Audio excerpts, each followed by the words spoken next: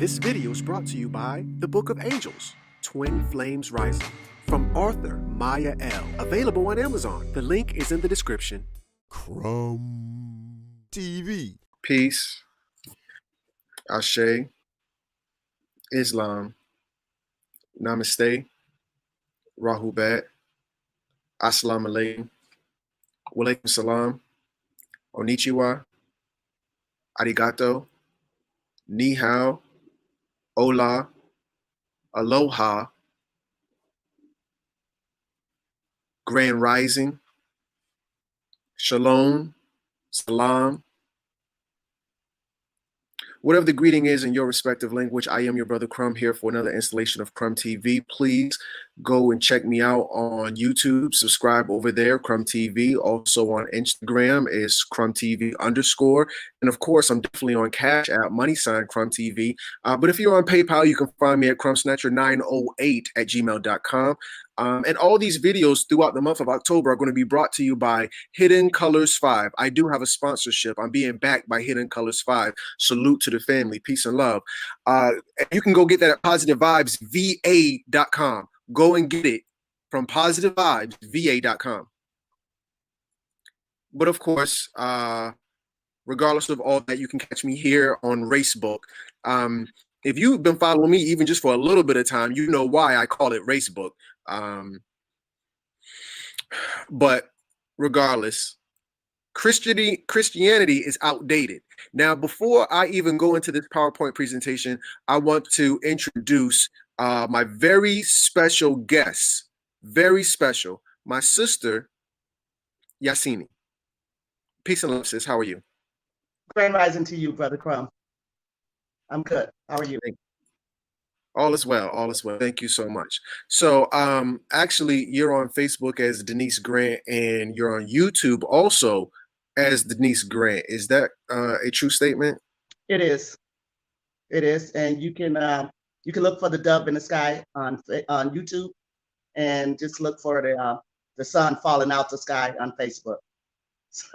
So either way, you're gonna get some astrology, some sky, some sun, some water, air, earth. Okay. So, is there anything? Well, actually, here I wanted to see if I can get you to tell the people a little bit about yourself before we get started. And Okay. I just have all your information up right here. Okay, cool. So it's a short story. There's not a whole bunch to me. I am electronic technician by trade. I am the daughter of a minister and a deacon.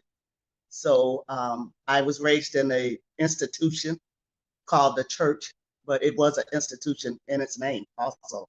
So from that experience, I was able to search and find myself probably maybe like 20 years ago.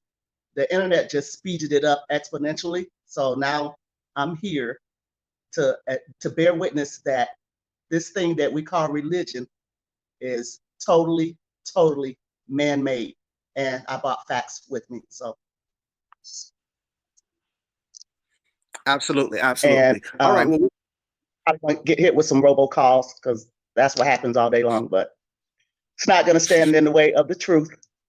I'm already being tested today. I told you I'm an electronic technician, so by trade I'm a troubleshooter, and so I'm getting ready to set up for this live, and suddenly my big TV don't want to work, and then once I troubleshoot that and get that back going, then my mouse don't want to work. It's like I don't wake up and have any electronic problems ever except for today. So I'm gonna say that Vizio, Sony, Samsung are listening.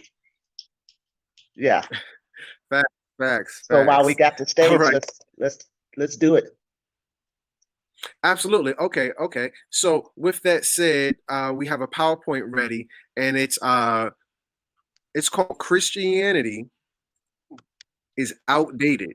And I want the family to be clear on this. You had came up with this PowerPoint. You made the whole thing. So I'll just let you take the lead on it, and I'll chime in and add value where I can. You just tell me when to, next slide or what have you. Okay. First of all, the sound just went all the way down, so I can barely hear you. All of a sudden, you were in clear, loud and clear, and then it just went down. So I'm struggling to hear what you're saying, but I did hear you say that I can introduce my PowerPoint. So, is there an audio issue?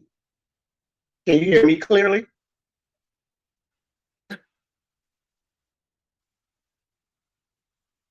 Yeah, we just yeah, somehow we're miscuing on the audio. Okay. Yeah, just continue. You can just go on. Okay. All right. So my PowerPoint is designed not to bash Christians, but just to bring them some information that they may not be privy to because of their religion. Now, coming up in the institution of church, I know for a fact that you're only to read one book or to put your faith or trust or belief into one book, and that's the Holy Bible. The Holy Bible is extremely hard for a Christian to just read and understand because they don't have any background information outside of that book. There were books in the Bible, in the King James Version, 1611 Bible, that had some of the Apocrypha in that Bible. Those were later taken out. Those books that were taken out may have shed some light on the times and what's going on and how to figure out these allegories, but they took them out. And so a Christian only needs to go back and get their original version of the KJV, and they'll start waking up. They'll be able to read it. For instance, there's a book in the KJV called the Book of Wisdom. So all you have to do is ask yourself, why would you remove a book called Wisdom from a book that's supposed to give you wisdom, right? Right. So I put it in my slide just so we can take a look. I'm on slide number 17. There's your 1611 edition of the KJV. Right below it on your screen, you probably can zoom in to the table of contents on the right-hand side. Let me see if I can do my zoom too. If you zoom in, on the right-hand side, it starts with the book of Judith. All of these books on the right-hand side, the first 3, 6, 9, 12, all the way down to the second Esdras, are Apocrypha that's in the Septuagint, which is way older than the KJV Bible. But for some reason, they got removed. So what I'm saying, when I was in the Christian church, I had these kinds of questions. I had so many questions, just trying to understand, because in school they teach you to get an understanding and to ask questions, and there's no such thing as a dumb question. But I found that in the church, that is not true. You are not to be asking any questions. I never got not one question answered, and I was very, very smart about the religion when I was growing up in it. For instance, when there was a trophy or some kind of contest for Sunday school to learn all the books of the Bible, and I was getting all kinds of ribbons and trophy for my participation in the church. However, I couldn't get not one question answered, and I was raised by my daddy, who is a elder, and he is a preacher, and he still preaches to this day in Chicago, and he's 91 years old. He's still Pentecostal, saved and sanctified, Holy Ghost filled, water baptized. Let's get the whole thing out there. So I was the one sitting in the front pew reading, like in the old days when they go read. That was me. I was the one playing the drums when the drummer's family stopped going to the church and then there was no drummer. That was me playing the drum. So I was very, very active in the church. So I'm not coming to Christians as an outsider. I'm not coming as an atheist. I'm not coming as a Gnostic. I'm not coming in any form of religion except for the truth. And the truth is greater than any religion.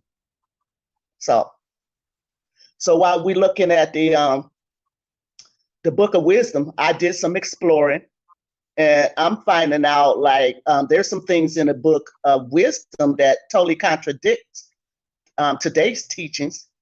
I'm finding out that the design of the Bible went through a construction period that lasted like almost 1,000 years. When they were inventing Jesus Christ, it wasn't just no Council of Nicaea. There was many councils of reconstruction for the religion once they got busted with their Christ before Jesus, which is Serapis. Christians don't know anything about Serapis. They don't know the true definition of deities and how they're created and why they're created. They're told not to fuck with astrology at all, other than saying like, what's your sign? Oh, I'm a Virgo. That's as far as it goes. They don't know anything about the houses and how the astrology or astronomy works. They don't want to know that. They don't know anything about science. I mean, my point is they're missing so much information. And then you've got the church purposely hindering them by saying, only look here. No, don't look at that. All that other stuff that the church is telling them to not look at is the stuff that they need to even understand the Bible. Right?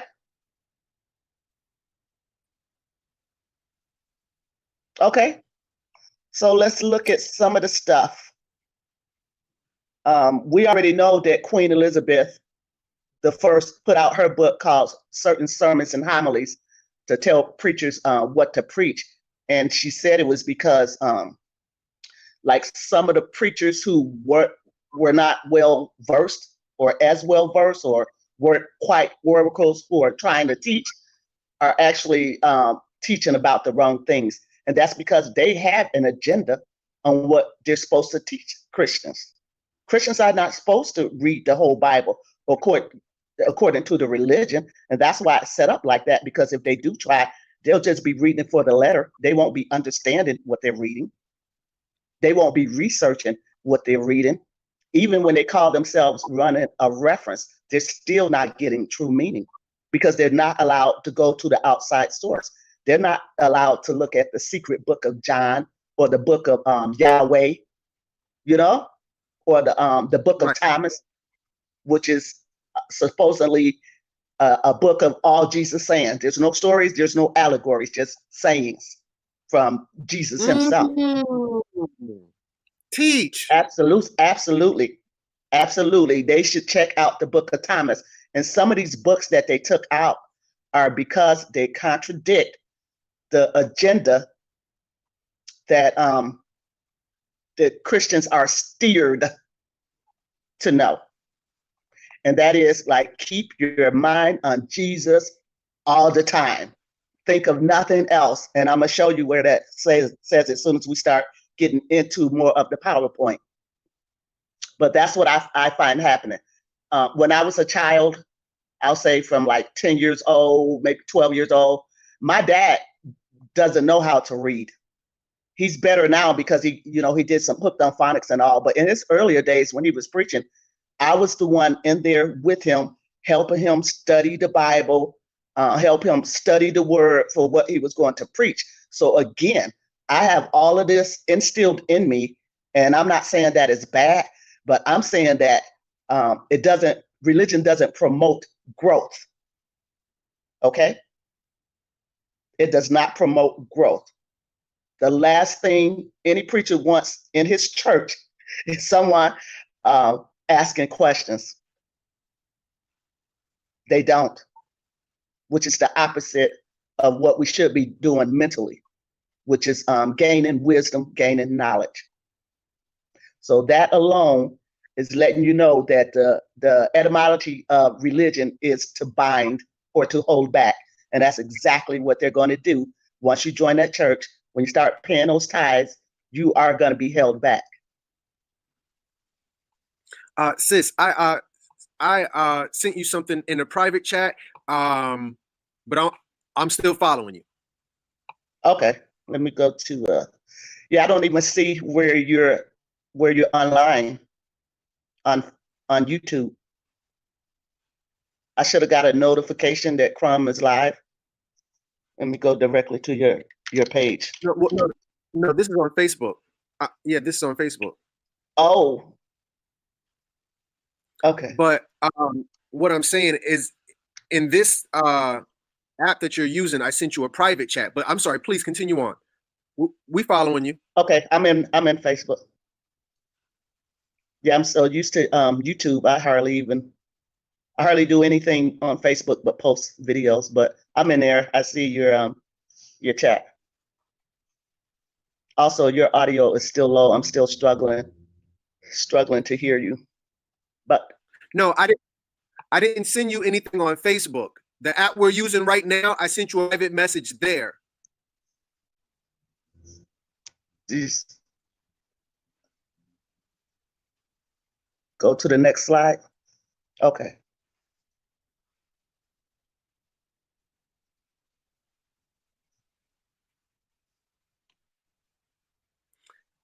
Okay, the one after the Queen. What I'm saying is, we have a long way to go. We have a lot of slides to go through. I was just saying, continue on, please. Okay. Yeah. There's no way we're going to cover everything, but I did want it to be in there in case I have to pull it up. So we are on the First Council of Nicaea, right? Okay. So the first council of Nicaea is a result of Arius, the Libyan, going around telling anybody who listened that the Christ is not God. Okay? And that would be during the days of Serapis. So he's going around blabbing to anybody who will listen, and he's actually telling them the truth because Arius is a Gnostic. And there were plenty of Gnostics back then. So it's with the it's with this new religion and this Constantine that they need to get rid of the Gnostics. They do. And to help them do that, the Jesuits kicked in. And I don't know how familiar you are with the Jesuits, but they're named that because they're the Society of Jesus. And I have that slide. It has the picture with the Jesuit, slide number 9. Slide number 9 is the Jesuit order. And their job is to get rid of Protestants or protesters and Gnostics. That's what their organization is created on. And they are the ones who holds up the Catholic Church because they're married. The Jesuits and the Catholic Church are married, and they're all in this together. And it is a plan in which they, when they do their initiates, the pledge that they have to go through is it speaks volume because it's exactly what they actually played out and what they do. They go around and they infiltrate churches all over for the purpose of seeing what they're talking about and seeing if they're trying to like throw some real shit in there or not. And then when they are, their job is to get rid of them, plain and simple. And it's still in effect today. They do not like people who preach heresy or truth or real gospel or spirituality because that fucks up their game pretty bad. So absolutely. Let me see where they go into their oath.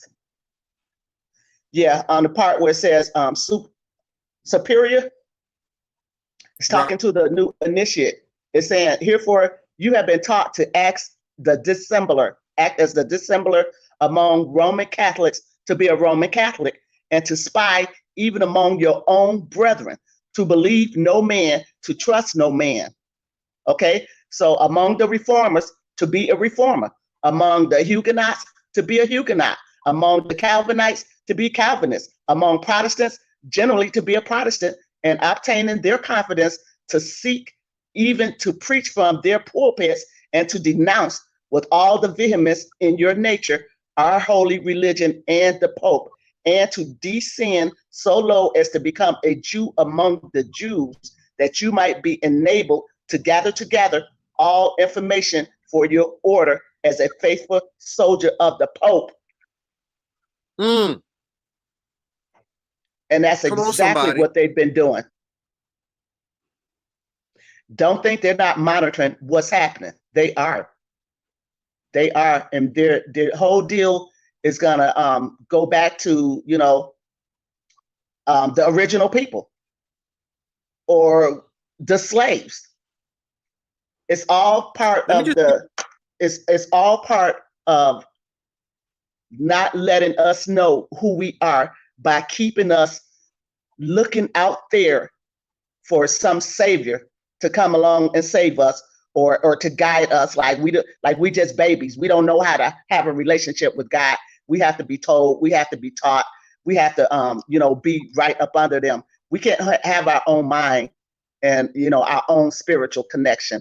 They want it to go through their way. That way they know for certain that we're blocked. We're blocked from learning who we are, because when they stop doing that, then we'll start going inside ourselves. Okay, we'll get our answers from the inside like we're supposed to, instead of turning it outside, waiting for a sky daddy savior to come and save us from them, because that's what he would be saving us from. So we look into them to save us from them, which is ludicrous. It's retarded. I said I wasn't gonna cuss them out today, so I'm trying really hard not to curse, but some things are going to slip out because now I'm getting to be more passionate about it. And all the stuff that they've been doing, it's already out. It's already out. So, so let me read a little bit further on the next slide, the second paragraph. So you have been taught your duty as a spy to gather all statistics, facts, and information in your power from every source to integrate yourself into the confidence of the family circle of the Protestants and heretics of every class and character, as well as that of merchant, the banker, the lawyer, among the schools and universities and parliaments and legislatures and the judiciaries, councils of state, and to be all things to all men for the Pope's sake, whose servants we are until death. Yeah. Wow. Until death. This is the Jesuits initiating more people to go out and make sure that, Jesus stays alive and well. And really, most white people know the deal for real. They know that religion they know about the Council of Nicaea and all of those councils, because it was their ancestors that was sitting there making the shit up. It's just the Negroes that don't understand that they're using steering and mind manipulation to keep them docile, to keep them timid, and to keep them searching outside of themselves. They're never going to have any real power searching for Jesus. Especially when they find out that the Christ lives inside. The Christ is the oil. They don't know anything about that. They don't know when they're saying Amen, they're giving homage to Amen Ra, because they don't know who Amen Ra is. They don't know who Ra is. They don't know any of the terminology. They don't know the history. They don't know the science of things. They don't know anything about physics. They don't know about the elements. They just lack information. And society is taking advantage of that. And all people take advantage of Negroes. Everybody's taking advantage of Negroes. If you want to get rich, target the Negroes on anything. Because we're not thinking. We're not. And we don't even like to think. We don't want to research, and we don't want to read shit. We don't. And we don't want to hear no truth. We don't. And it's sad. It's really sad. So I have the hardest time talking to a Christian because everything I say has to be explained. And what's understood don't need to be explained. But I find the hardest time just getting the conversation through. I do, because they don't, what's that? You know, it's always, what does that mean? What does that mean? What does that mean? That's all I ever hear. Like, where'd you get that from? Like I'm not even from this planet or something. This is all available information. The Ethernet is just that, it's the ether. Like, go look out in the ether and grab some of this knowledge that's out here. The Aquarius is just pouring it down on us. So how you can still just not grow mentally, I don't get it. I don't, except for the fact that they may be under the spell of cognitive dissonance. They may even be under Stockholm syndrome. But there is a reason why we're so targeted all around the world. Okay? Right. So let's look at some more stuff.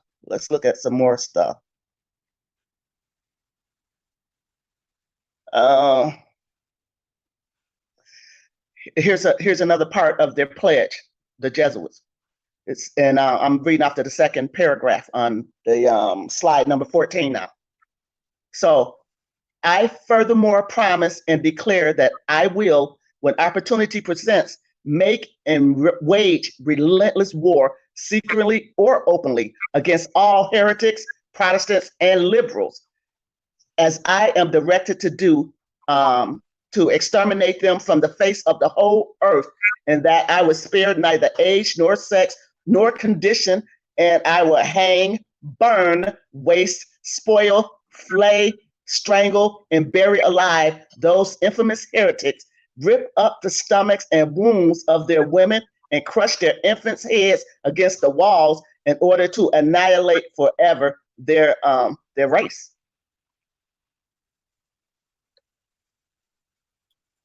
Are you seeing this? This is coming. I pulled this out of the Library of Congress. So this ain't no bull. Let me see where my proof is. See what we got. See what else we got. So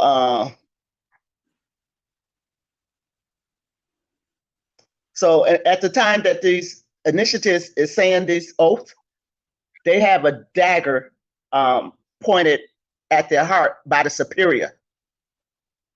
After they get done saying they oath, then they sign their name in blood. So this is not Illuminati. This is the Jesuits and the Catholic Church. This ain't no spooky conspiracy theory stuff. It's all written down. And that may be the reason why during the slavery era, that it was against the law to teach us how to read. That's because they documented everything. They documented everything.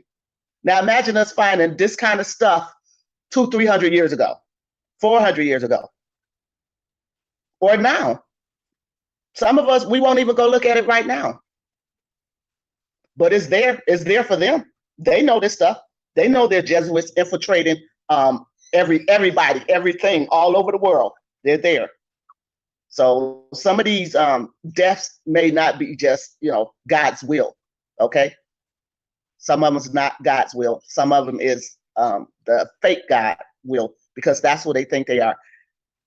The Pentecostals and the religious people that I know won't associate themselves to the Catholic Church, but they don't understand, like, you're bound to that Catholic Church. You are. So you can stop it with your, I'm Christian, but I'm this. I'm Christian, but I'm that. This is one main religion stemming down from the Catholic Church. So yeah, you've got your umbrellas and you get to act like, well, we only believe this and we believe that. You all here to worship Jesus as God, the Holy Spirit himself. So if Jesus is the substance of God, then what the hell are we? What the hell are we? We have the literal God particle in us. This is what they want. Our melanin is worth more than gold, silver, and all the precious jewels on this entire planet put together. Okay? So that's got to be some really, really special stuff. We have the God particle. When they bust out with those articles on on CNN or whatever. They built that collider under the ground, and they're trying to simulate the Big Bang and all of this kind of stuff. All they're really doing is trying to figure us out. It's all disguise. Dr. Layla Africa talks about that a lot, about melanin and how important that substance is. And we don't know how important it is. If we did, we wouldn't just be letting them take it for free, because that's what they do. Every time they kill a brother in the streets, you better believe they getting organs, they getting melanin because they need it.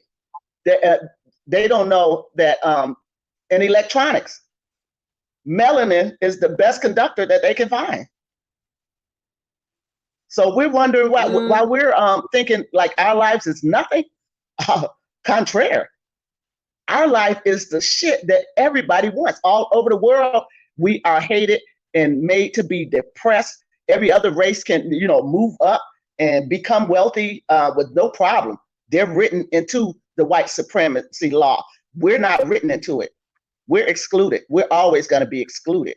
And the one reason why we're like this is because we can't let go of Jesus. We are nailed to that cross with Jesus.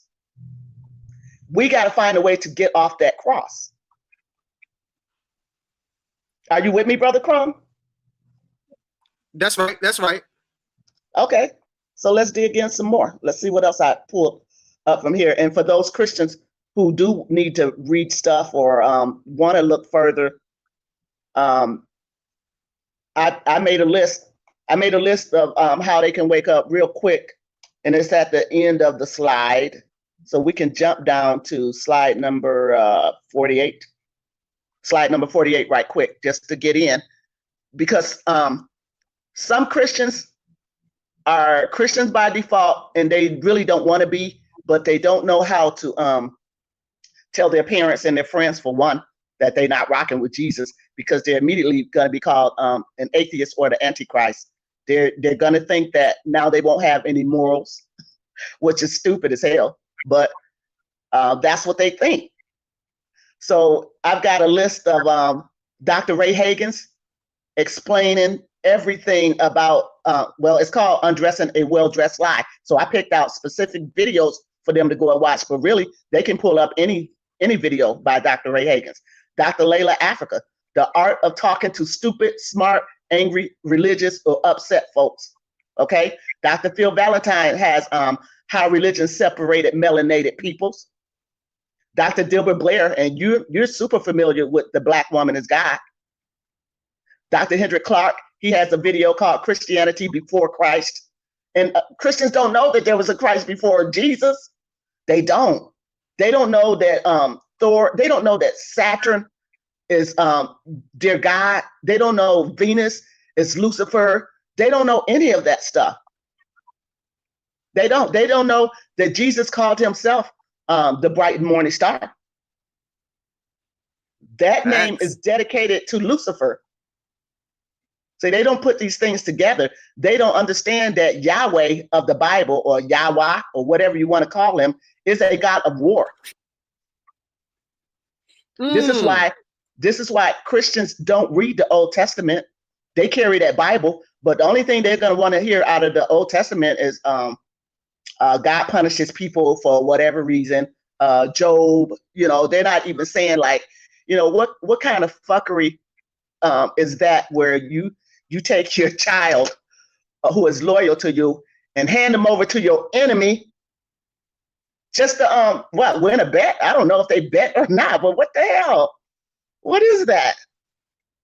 I am not taking my son, handing him over to the enemy to do anything he will with him just to see that my son won't curse me. That's a little extreme. They don't understand how that there's people in the Bible, in the Old Testament, somebody made God repent. I'm not lying. I'm not lying. Pull your Google up, Crumb. Pull your Google up. Somebody, I want to say it was Abraham. I want to say it was Abraham, but I'm not really sure. I've got my Google here. Just like Google who made God repent, because it was more than one person. if the Christians want to take the Bible literally, then take that whole Bible literally. If they want to take it as allegories, then make it allegories. They want to pick and choose what's real and what's not, and they don't even understand that Bible. They don't understand that Jacob wrestled with God and won, whooped his ass. You can't tell Christian stories like that. Well, what happened there? Then they want to put it in allegory form and shit. But then when you come to talking about Jesus, then they want to put that in literal form. What is it going to be?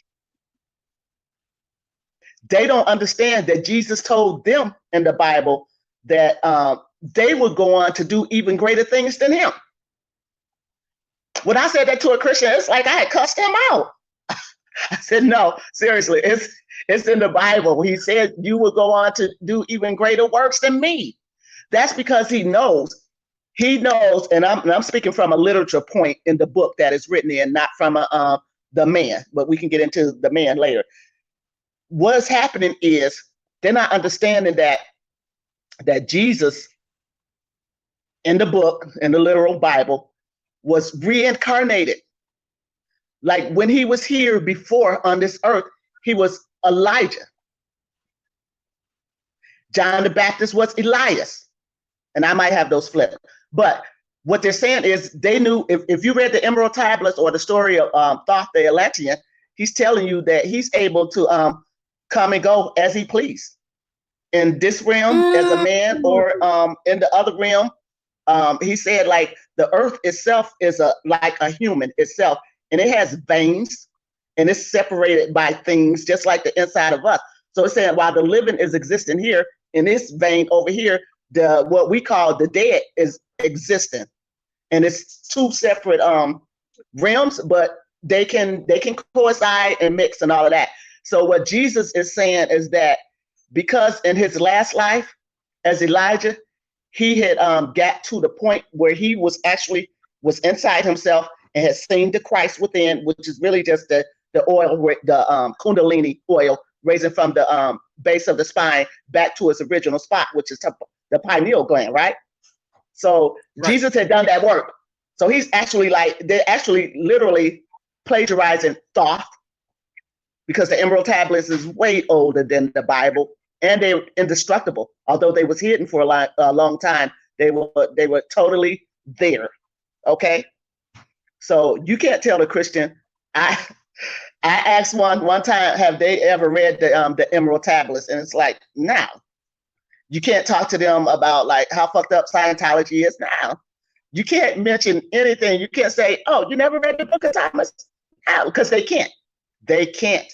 And I'm fishing now, but I'm trying to find the right slide to bring all of this out so they can see like this is so planned. This is so constructed by them to keep their power over us, because we don't have time to find out who we are if we watching the Housewives of Atlanta or the sports or any distraction they give us, CNN, the news, all of this psyop shit, all these false flags they be planting to keep us in fear and scared, and it's gonna be an alien invasion and all of this shit.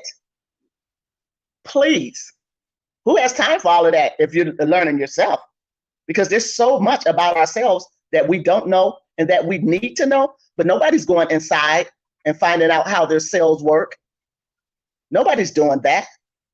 Why do that when you can just go to the doctor and think they're not playing games in the hospitals? Think they not. They are. And they know who you are. As soon as you come out, they're going to test your blood. They're going to know what you made of. They forever trying to feed us poison, shoot poison into us, poison the air. They're not doing that for them because they're, recessive already. We're not. We're dominant. We need our clean air and clean water. We can't be having GMOs all up in our cells, fucking over shit. That's it.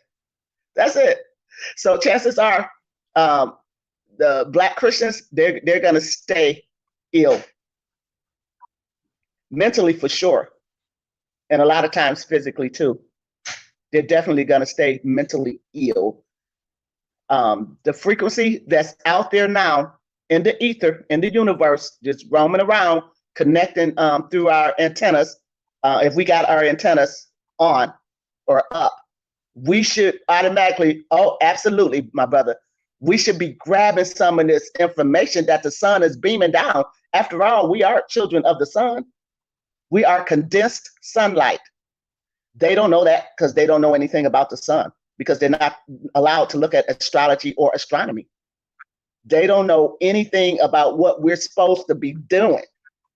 They think the world is going to come to an end. No, that's because in the King James Bible, he said the world instead of the age. So they're not distinguishing between age and world. And they're doing that, playing semantics on purpose in that Bible. They are. They are. They shouldn't even be trying to read that Bible. They're going to be more confused reading that shit than if they just, just watch Crumb TV all day then. Just do that. You're going to get so much more. Right. And you don't have to pay no tithings to Crumb TV unless you want to. You can still be a subscriber and get the message and shit. So I say take that 10% that you give into your pastor every Sunday and then just put it on Crumb TV or something where you can get some real shit. That's what I say to them. I say, wake up. And I really didn't want this to be about bashing them.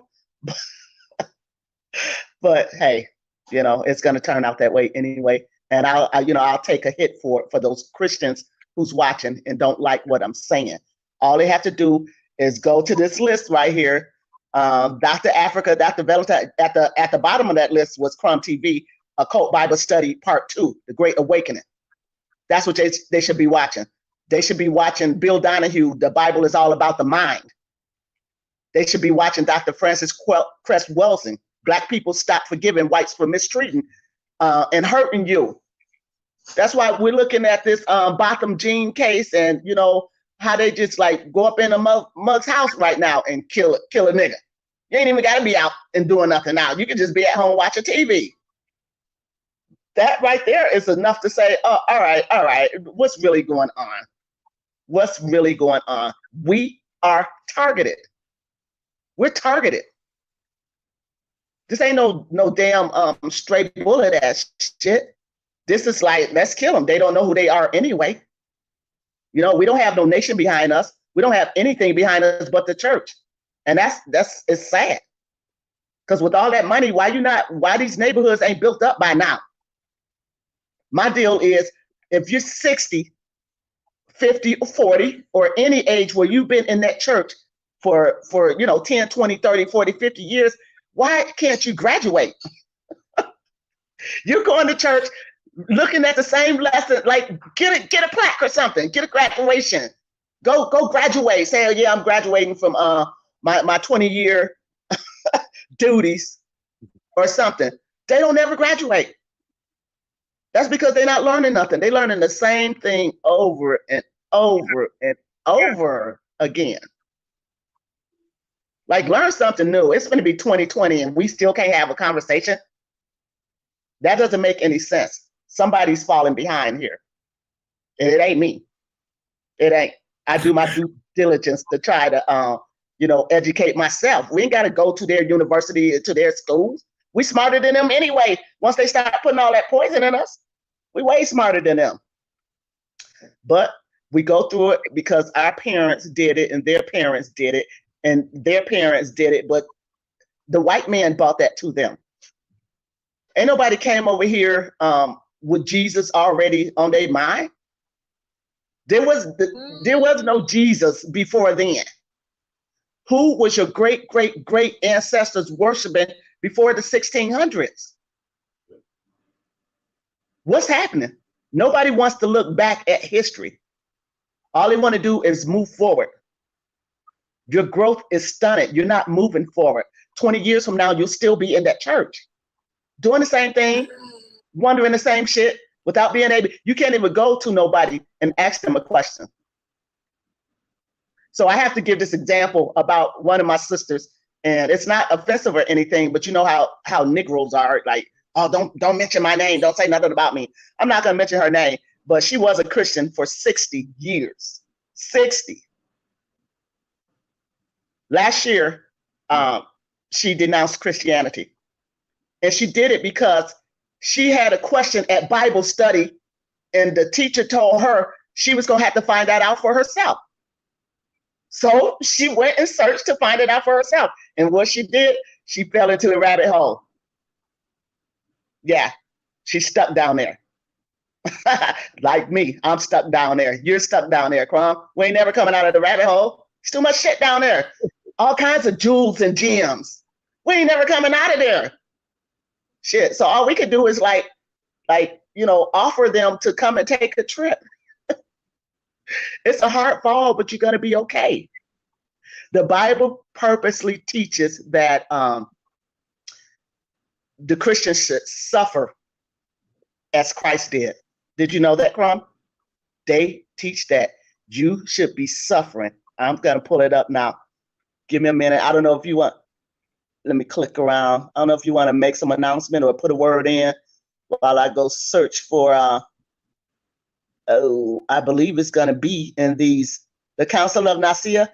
What I did is I posted each one of those councils. So let me go to. Oh wow, it's a lot.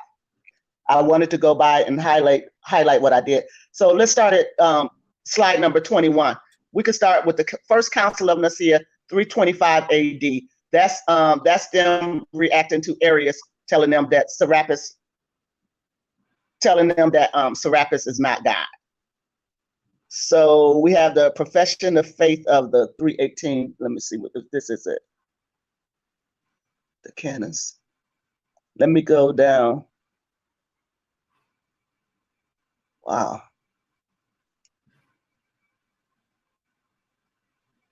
So, do you see the Council of Ephesians 431 AD? Yep. Yeah, that's it. That's it. So now we started at 325, right? So we're up to 431 AD. We're at 451 AD on the next slide. On slide number 29, we'd have made it to 553 AD. Where are we going after that? We're going to slide number 32. The third council is 681 AD. Okay, we're still inventing Jesus now. Here we are at the second council of Nicaea, 787 AD. Yeah, we still invented. Look at her. Fourth council, 869 AD. We almost up to slavery. Goodness. Who needs to learn all of this? Here's my good stuff. Let's start with chapter 7, slide number 36. Read some of this. Okay, so you with me? So communities which are entirely dedicated to contemplation, so that their members in solitude and silence with constant prayer and penance willingly undertaken, occupy themselves with God alone at all times, okay? No matter how pressing the needs of the active apostolate may be, an honorable place in the mystical body of Christ, whose members do not all have the same function. For these offer to God a sacrifice of praise, which is outstanding. Moreover, the manifold results of their holiness lends luster to the people of God, which is inspired by their example and which gains new members by their apostolate, which is as effective as it is hidden. Thus, they are revealed to be a glory of the church and a wellspring of heavenly grace. Nevertheless, their manner of living should be revised according to the principles and criteria of adaptation and renewal mentioned above. However, their withdrawal from the world and the exercises proper to the contemplative life should be preserved with the utmost care. So then I skipped down to 13, because religious should diligently practice and if need be express also in new forms that voluntary poverty. You see where I'm at? Chapter 13, slide number 37. Religious should diligently practice and if need be express also in new forms that voluntary poverty, which is recognized and highly esteemed, especially today, as an expression of the following of Christ. By it, they share in the poverty of Christ, who for our sakes became poor, even though he was rich, so that by his poverty, we might become rich. With regard to religious poverty, it is not enough to use goods in a way subject to the superior's will, but members must be poor, both in fact and in spirit, their treasures being in heaven. This is all part of the Council of Nicaea. They've been writing it. It took them like, what are we in? 800 something AD. We started at 375. We're in 800. It's been taking them this long, all of these councils, and they've been pulling in all of their clergy, all of their priests and ministers and popes. All the Jesuits are involved. Although this portion that we're doing now, the Council of Nicaea PDF, it's not even about the Jesuit, but you see how they're intertwined. This right here is telling them, and it even states it, Corinthians 8-9 and Matthew 8:20, be poor. Purposely be poor. That's the only way you're gonna get your your just desserts when you get to heaven. It's like, don't have any fun now. Don't do nothing right now. Only just focus on Jesus. Only focus on Jesus, nothing else. Wait for his return. Yeah, so it's 2020, no Jesus.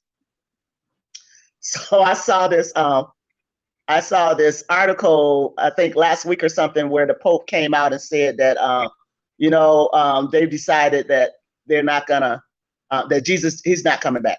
He's just not coming back. It wouldn't be favorable to him to come back at this time. I'm telling you, I'm not making this shit up. You can go ahead and Google the Pope said Jesus isn't coming back. So I'm telling you, this is script. Let me see why I'm having a problem with this. My slide is tripping. Everything wants to trip today. I've got my move button trying to move so I can see my whole thing, but it's not having it. I want to read this last paragraph on chapter 13. All right, I might be missing a word. So religious should consider themselves in their own assignments to be bound by the common law of labor. Okay? Like you should want to be a slave. You should. And while they procure what is required for their subsistence and works, they should banish all undue solicitude and trust themselves to the provident care of their Father in heaven. Yeah. So don't try to do anything down here. And I believe it goes on to say, like, don't try to be rich, because the rich ain't going to heaven. So listen, next slide, 38. Religious congregations by their constitutions can permit their members to renounce inheritances, both those which have been acquired or may be acquired. So now they're saying, if you get an inheritance, like give that to the church. Don't try to be wealthy. Say, due regard being had for vocal conditions, religious communities should readily offer a quasi-collective witness to poverty and gladly use their own goods for other needs of the church in support of the poor, whom all religions should love after the example of Christ. Now, they just said it. Love being poor. Yeah, that explains a lot. So when you're growing up being taught this kind of bullshit for 10, 20, 30, 40, 50 years, well, it's no wonder you're giving all of your energy to this scripted, man-made religion. You're not giving any of your energy to the God inside of you, the Christ inside of you. You don't even know how to get there. Religious people never heard of chakras. They don't know how they work. Yeah. They don't know that they're the electrical energy center inside of you. They don't know what the colors mean. They don't know what the color purple is and what it's for. They don't know anything about the crown chakra. I'm telling you. Ask the Christian one day. Ask them just some stupid general little questions and see how uninformed they are about like real life things. And it doesn't have to be science, and they automatically gonna hate the word science because they think that science is contrary to the Bible. Well, really, they work hand in hand. They do, and they may be missing a few things because they won't look at the science of things. Yeah, they don't understand reincarnation and how that works. If they did, they would be able to understand the allegory of Jesus Christ and stop thinking that he was a man. And let's say he was a man. Let's say he was a man. All they would really be describing, other than the walking on water and the raising of Lazarus, all they really be describing is like Dr. Sadie. Somebody who was healing the blind, healing AIDS and diabetes and curing people no matter what their disease and all of that. So that's what they would have did. They would have caught Esau Emmanuel some 1,500 years ago, walking around, knowing who he was because he had studied himself, knew what his powers were, knew how to use the elements, knew how to use what they're calling black magic or white magic. All you're really doing is only magic to the people that don't understand how the elements work. Okay? So they caught some man going around with like super knowledge to them, but just learning themselves in real life. Dr. Sadie, let's call him Jesus. Let's call him Jesus. And you see what they did to him, you know. Once it got out that he was doing all of this stuff, you know, he was out when he went to court, but then long as he was like in the background, not broadcasting that he's still healing and all of that, you know, up until like TLC went down there and was gonna bust him out and shit. She had to go. He got to go too. But they don't want that knowledge getting out there. They just don't.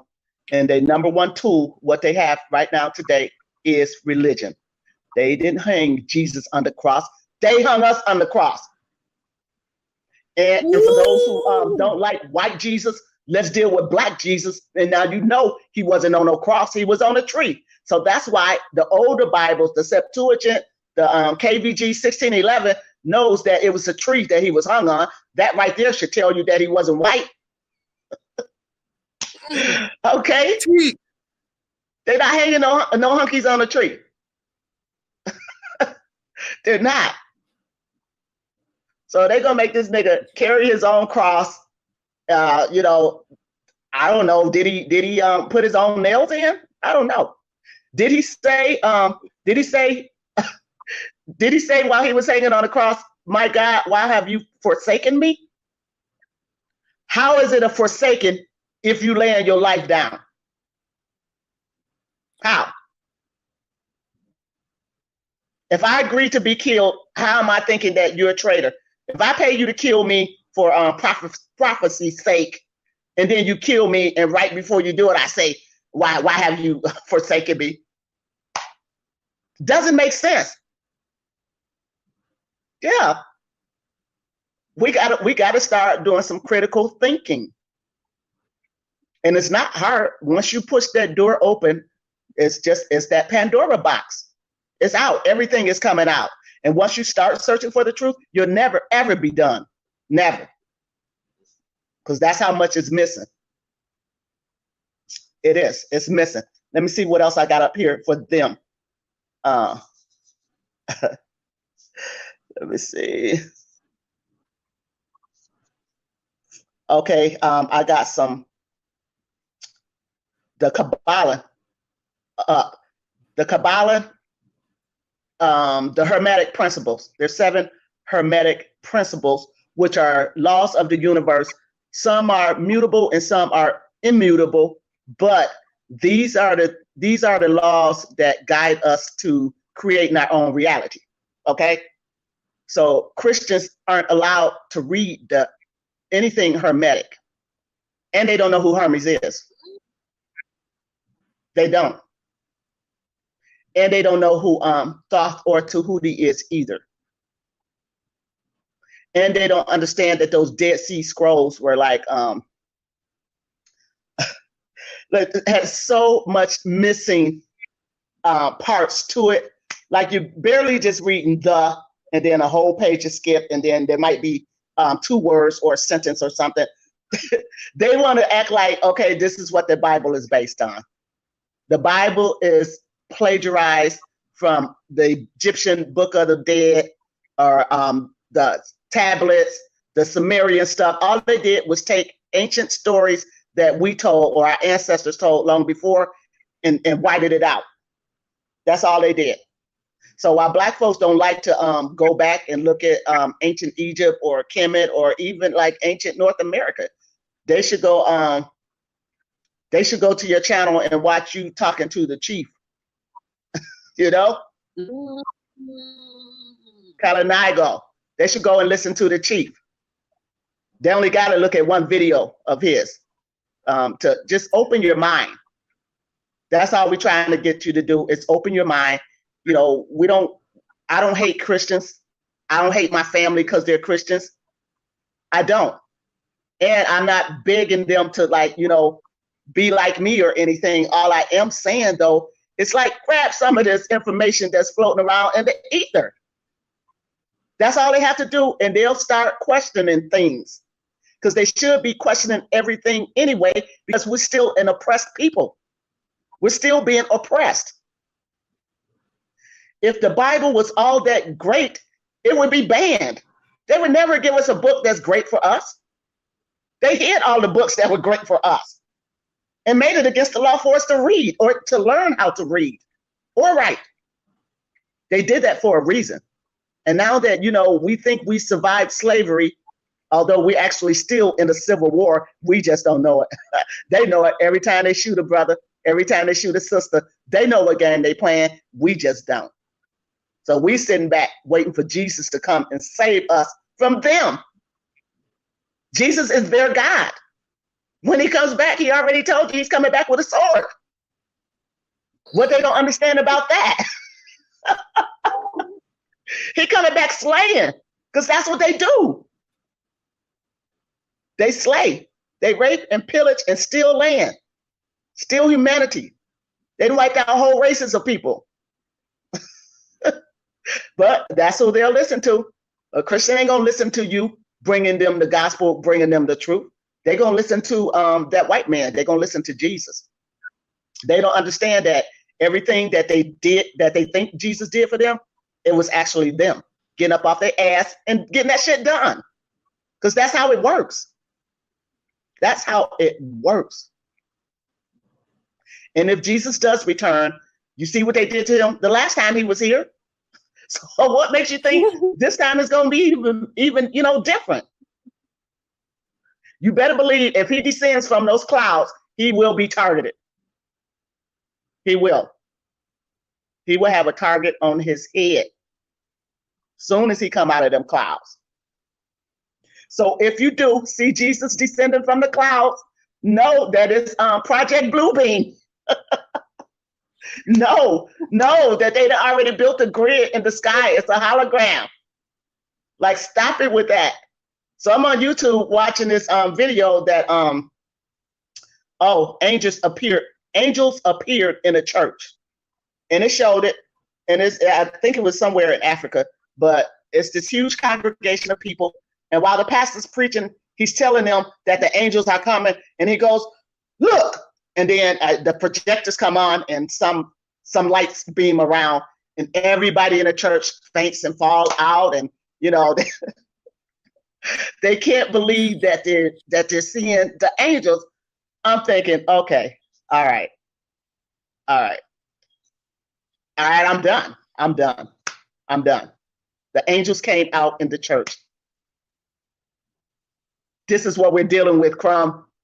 This is what we're dealing with. They don't have to do no whole bunch. Crumb, you're not saying a damn thing. But anyway, this is what we're dealing with. This is why the powers that be is cracking up all the time. I think they just shoot shit out there and say, let's try this on them. They fall for it? Yeah, they did. Great, great. They ready for their next trick. On a new edition of the Bible, let's just put it in there. Yeah. They can literally update a King James version or the Queen James version, which Christians don't even know that exists. Come on, Google it, pull up the pic. QJV, Queen James version. Let's see it, Crumb. Oh, hold Pull on. it up. Yeah, I'm not just talking. QJV, or Queen James Bible.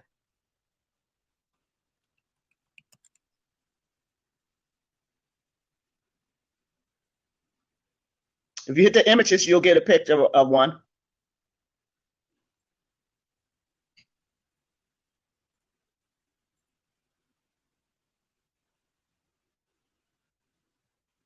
You see it? That's it, the first one.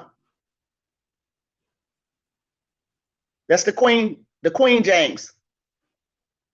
That's to let all the LGBTQ community into the church.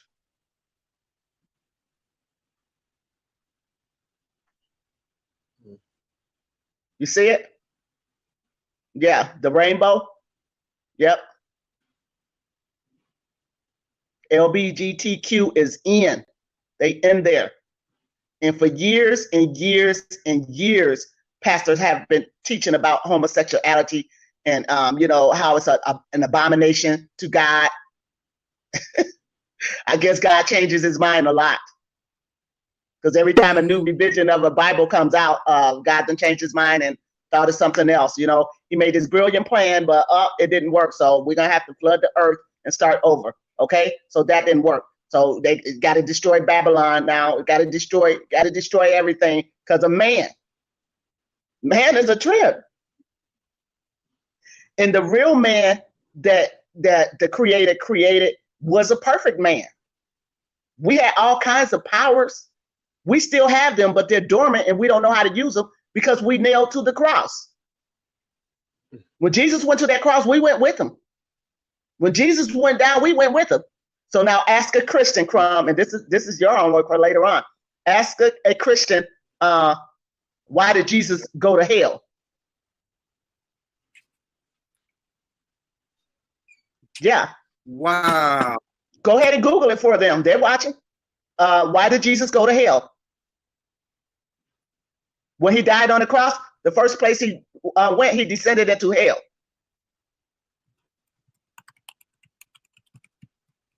Yeah, give them what they want. Show it to them.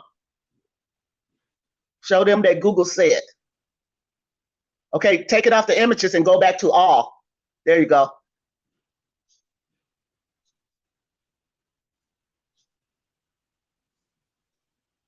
Yep, he went to Hades.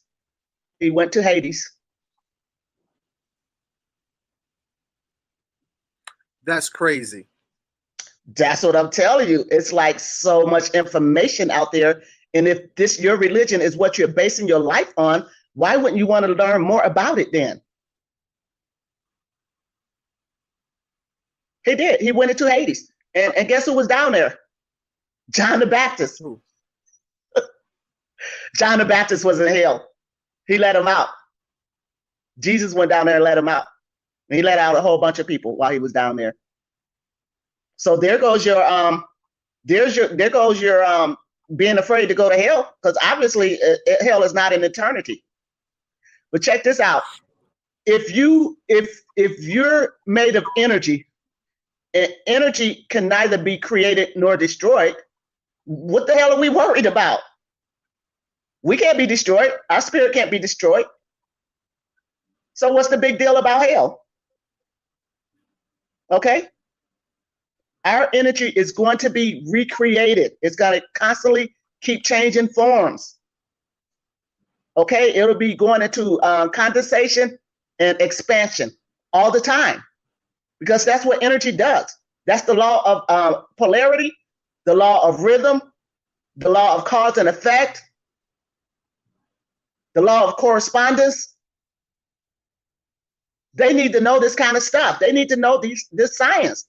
So they can literally On Sundays, stop, don't even go to church no more. Go to your own church. They're at church, congregating, praying, shouting, doing all that kind of stuff when Jesus told them in the Bible how to pray. He told them when they pray to go in a room by themselves, close the door, preferably a closet. Go somewhere where can't nobody hear you but the Creator. Didn't he tell them that? Because when you're doing it in church, you're acting.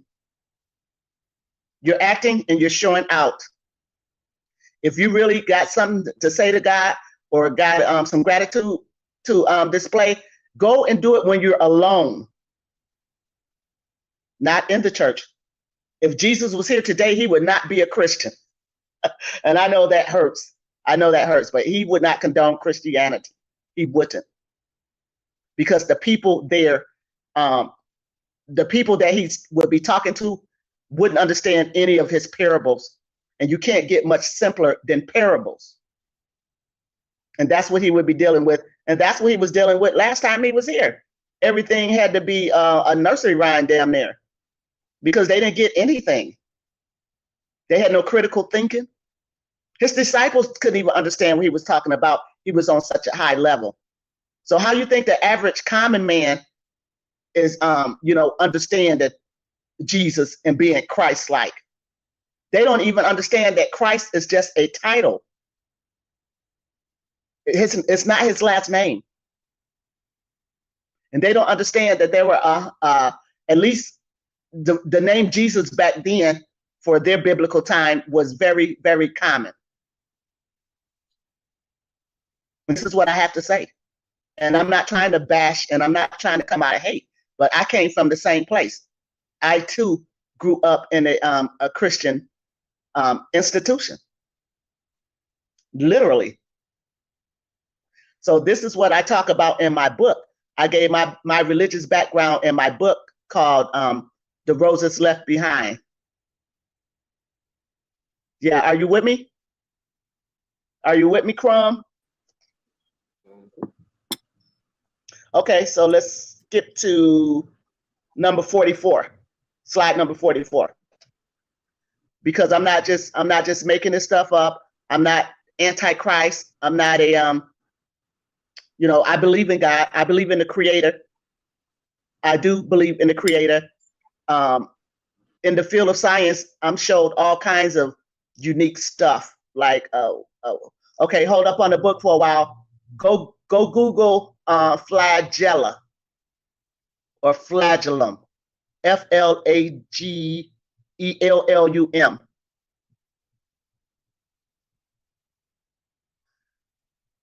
And Wiki should have a picture of it. Is that it, the green thing? Because I'm looking on my phone. Maybe I should put my glasses on. It's flagellum. I don't see my glasses. That's it right there, okay? You know what that is? It's a cell.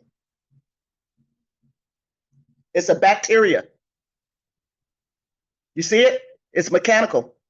It has a motor. It has a pulley and gears. See that? That's a bacteria in your body. I believe it's a part of the male sperm.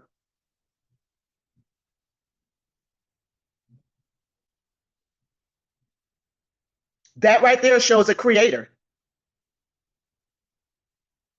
So you can stop it with the atheist, antichrist shit. We're looking at a creator in the cell. And of course, that's magnified under the microscope. You would never see it like that, but that was the beauty of the microscope, because now we can go down and see the structure. This is how we know that there's a creator. Awesome. That's awesome. You got it zoomed in for them? I know they can see that. I know they can see that tail out there. That's what's in our body. So if we stop being scared of science and we go to the to the science of ourselves, if we look at it And we don't have to take the white man's word for this. You can buy a microscope and put your drop of blood on there and see it moving and coagulating and doing all kinds of stuff. This is what the doctors do. This is how they know what's going on. They put that shit under the microscope. So they're not brilliant. They just have the money and the equipment. But we can go inside ourselves and heal. We don't have to run to the doctor, because the way we were created, our body is self-healing. Only when we damage and torture it and put so many toxins in it, then of course it's not going to work right. Just like a car engine ain't going to work right. If you put in water where the oil goes and you just mixing shit and doing shit, not maintaining it, not taking care of it, then of course it's going to break down. But we have the power to heal in our minds. Once we know who we are and how to use our power, we can stop all of this. We can give them their God back. We can give them their God back, and we can go back to our ancestors' gods. That's what's up. That's definitely what's up.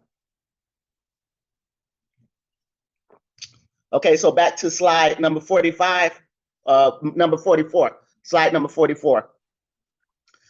My book called The Roses Left Behind. So here's a little bit more background on me, because I'm out there now. I'm putting myself out there. When my mother died, she was the minister of a church in Chicago, a big church. In fact, if I have to guess, I want to say like 150 to 200 members, right?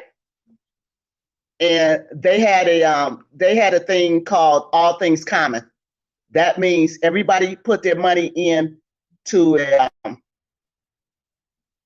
everybody put their money in a pot so we can buy up some land in Michigan and move the whole church, get them out of the city, get them out of Chicago and all of that sin, right? So that actually took place, but there were some mishaps that happened in between. And my mother was killed in a car accident during that move. So me and my sisters went to live with my daddy. So my daddy raised us, and he was a minister too. So, we still in the church, but the church that we were in Chicago was like an occult-like church, and it was called an institution. And I don't want to put the name on blast like that, but after the name of the Pentecostal so and so church, it was called Institute. So all of these unfortunate people or family, mostly women with children, they were recruited into the church, and they would join the church, and the church got bigger and bigger and bigger because it started out in the founder of the church basement.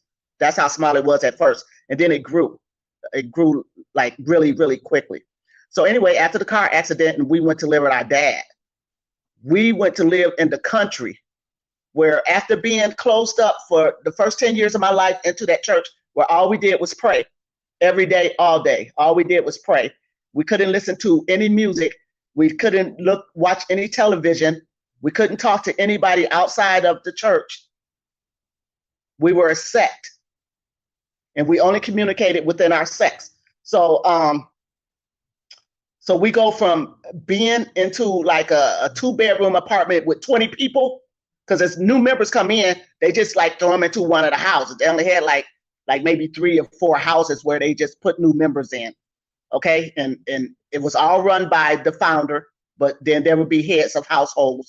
Like my mother was one. Before she became top dog of the church, she was running a household, and she was the founder's like right hand.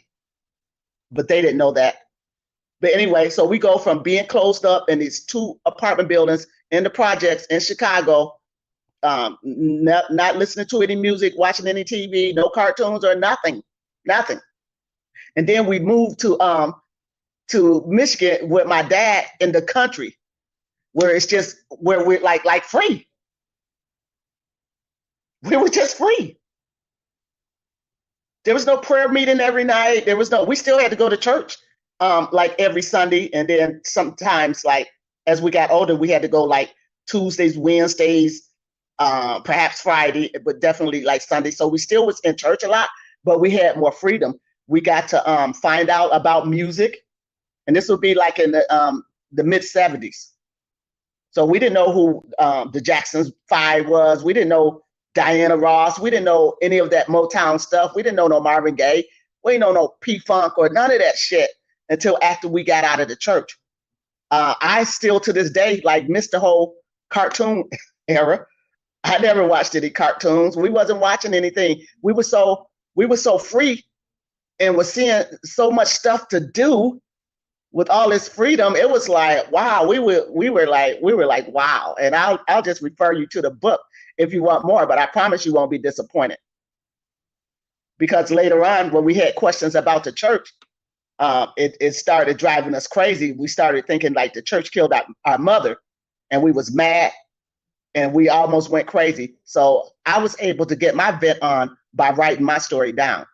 So this book was in the making for like 20 years because I couldn't find myself to put it out when so many people were still around. So I waited and I edited and I just sat there and I pick it up, say, all right, I'm going to go ahead and publish. Then it's like, nah, it's not the right time. And it's like, you know what? Forget it. I don't even care because I have a right to tell my story because I lived it.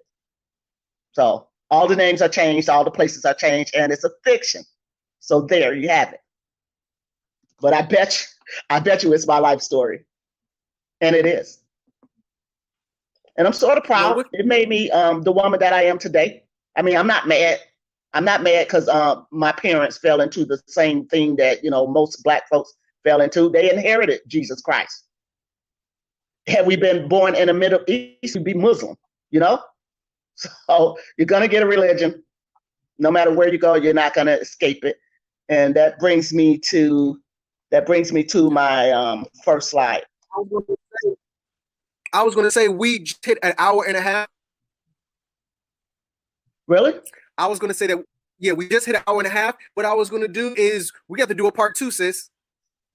Okay, so let me close it up in 1 minute then. Okay, so slide number 5.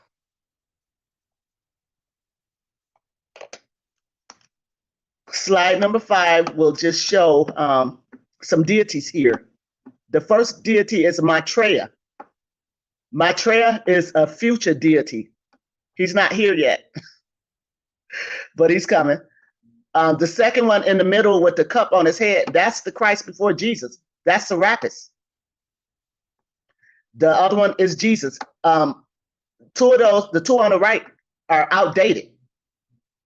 Maitreya will be the new Christ very soon. It'll be Maitreya coming out the sky when you're looking for Jesus. It's already written. It's already set up. So that'll be a good point to start on part 2 because they don't understand how these deities get created. If you wanted to, you can, if there's a way that you can download or link this slide for them to read, that's fine. If not, then if they want to request it, they can email me and I'll send it to them or you. Either way, it doesn't matter. If they really want to learn some truth, then this will be a good way. They can read all this stuff that the Romans and Greeks have been writing about and hiding from us. It's in the open now. We just put it out there. It's in the ether.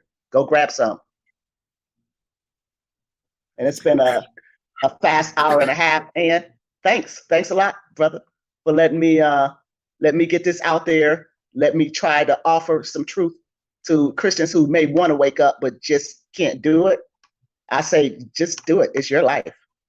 It's your life. Your parents are going to be mad, but eventually they're going to get over it. My dad did. I told him last month, I said, I'm not a Christian. I'm not. And so we could talk about that more next time. He wasn't mad or upset. He understood now because he had already been softened by my other sister who was a Christian for 60 years. She told him, I think like the month or 2 before that, she's not a Christian anymore. So things are changing. Before you get off, can you say the matriarch Yahsinni and you are now watching TV, or this is your homegirl Denise Grant, you are now watching Crumb TV. What do you want to say? Can I get a shout out from you? Absolutely. Yo, this is Yahsinni Kasabe, on Facebook with Crumb and Crumb TV. And if you want to know the truth, if you want to know the whole truth and nothing but the truth, go to Crumb TV. It's all there. All right. With that said, sis, stay on the line, but I'm about to end the live. Thank you so much. Thank you, Brother Crumb, and have a nice day. You too. So with that said, family, I am your brother Crumb for another installation of Crumb TV. I'm glad everybody got to chime in and everybody enjoyed that. Just want to say one last time, Jeff, definitely check me out on YouTube under Crumb TV. Subscribe over there. I'm also on Instagram, Crumb TV _ follow me over there. I'm also on Cash App, family. I'm doing a $1 challenge. If you can send $1 million, awesome. 100, stupendous. 50, great. $2, I'm humble. If I'm just doing a $1 challenge, family. So if the only thing you can send is $1, then I am brother. Also, it's PayPal as well. You can find me at crumbsnatcher908@gmail.com there. Also, if you don't want to just give random money, family, you can also purchase the DVD Hidden Colors 5. It's the gift that keeps on giving from positivevibesva.com. If you want to support, then go buy Hidden Colors 5 at positivevibesva.com. And of course, I'm here, family, on Racebook. If you just follow me just a little bit, you'll know why they call it Racebook. Because if you say anything about your people, about our people, they're gonna shut you down. With that said, this is Christianity is outdated. With my sister Yahsinni, otherwise known as Denise Grant on Facebook and YouTube. Family, please share this video. Share it, tag a Christian, share it in them Christian groups, share it with the family who just may need to hear it from a different perspective other than Crumbs. So with that said, I want to leave you the same way I came to you. In peace. Crumb TV.